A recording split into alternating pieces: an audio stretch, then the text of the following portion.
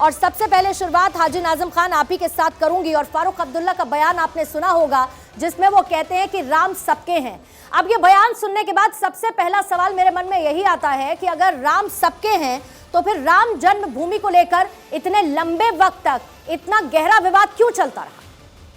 देखिए पूर्णिमा जी, राम तो सभी के हैं, इसमें कोई शक वाली बात नहीं है, लेकिन बाबरी मस्जिद वाला जो मैटर बार बार आ रहा है वो सुप्रीम कोर्ट ने एक फैसला दिया था जो पूरे भारत के मुसलमानों ने स्वीकार किया। लेकिन जिस तरीके से देश के अंदर एक नफरत का माहौल बनाने की पूरी कोशिश करी जा रही है एक मुस्लिम समाज के खिलाफ, वो बिल्कुल नहीं होगा। लेकिन राम सबके हैं ये मैं भी मानता हूं, मेरे मुस्लिम भाई भी मानते हैं, लेकिन जिस तरीके से भारत के अंदर एक राम के नाम को लेकर मुसलमानों के खिलाफ इस तरीके का माहौल बनाया जा रहा है वो निरासर गलत है। क्योंकि भारत का मुसलमान भारत को मजबूत करने के लिए हमेशा आगे रहता है। भारत का मुसलमान भारत के हिंदू मुस्लिम भाईचारों को, एकता को, अखंडता को मजबूत करने के लिए हमेशा आगे रहता है। लेकिन भारत के अंदर मुसलमानों को एक इसी नजर से देखा जाता है कि भारत के अंदर मुसलमान की कोई इमेज नहीं है, कोई वैल्यू नहीं है। ये सब क्या है? राम सबके हैं, हाजी नाजिम भी मानता है, भारत का मुसलमान भी मानता है, लेकिन भारत के अंदर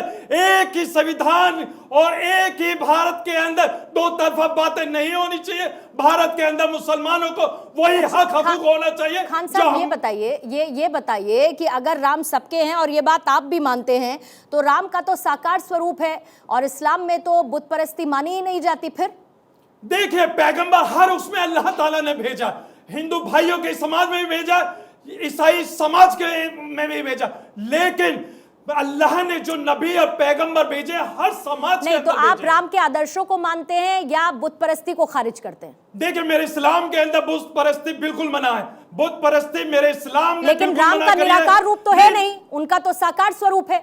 फिर पूर्णिमा जी, राम जो है एक इंसान है, उनके कर्म अच्छे थे इसलिए भारत का हर नागरिक उनके कर्म को मानता है। लेकिन बुत परस्ती को इस्लाम बिल्कुल पूरी तरीके से खारिज करता है। मेरे इस्लाम के अंदर बुत परस्ती की कोई भी एक इमेज नहीं है, ना मैं मानता हूं बुत परस्ती। आपने महबूबा मुफ्ती की तस्वीर देखी? महबूबा मुफ्ती की तस्वीर देखी? शिवलिंग पर जाती हैं, वो जल चढ़ाती है, स्क्रीन पर देख लीजिए अगर इन केस आपने नहीं देखी हो तो। आप तो बुत परस्ती को खारिज करते हैं, इस्लाम तो बुत परस्ती को खारिज करता है, तो फिर महबूबा मुफ्ती क्यों ये जलाभिषेक करती हुई नजर आ रही है? अगर ऐसा है तो ये तो एक तरीके का दोहरा रवैया हो गया ना खान साहब, कि हम मानेंगे और नहीं भी मानेंगे, जब जरूरत होगी तो अपने हिसाब से उसे स्वीकार कर लेंगे, लेकिन वैसे बुत परस्ती हमारे इस्लाम में मानी नहीं जाती। ये तो दो बातें हो गई ना। मैं कैसे मानूं आप जो कह रहे हैं और जो तस्वीरें आ रही हैं, मैं कैसे इन दोनों बातों को मान के चलूं?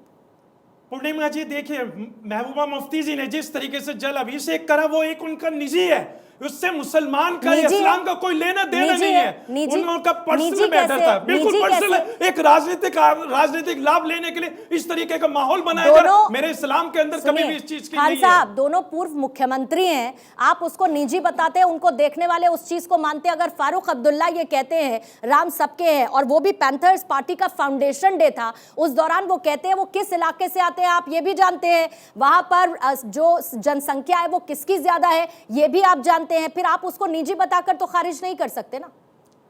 पूर्णिमा जी देखिए, महबूबा मुफ्ती जी ने जिस तरीके से जल अभिषेक करा, मैं फिर कहता हूं उनका एक पर्सनल है, वो वोट बैंक की राजनीति है, लेकिन मेरा इस्लाम इन सब चीजों को नहीं मानता। मेरा इस्लाम यही मैं आपसे सुनना चाह रही थी, यही मैं आपसे सुनना चाह रही थी कि वोट बैंक की ये जो राजनीति हो रही है और उसका सीधा मतलब जम्मू कश्मीर में आने वाले वक्त में होने वाले चुनाव हैं, और शायद इसीलिए राम की बात याद आई है।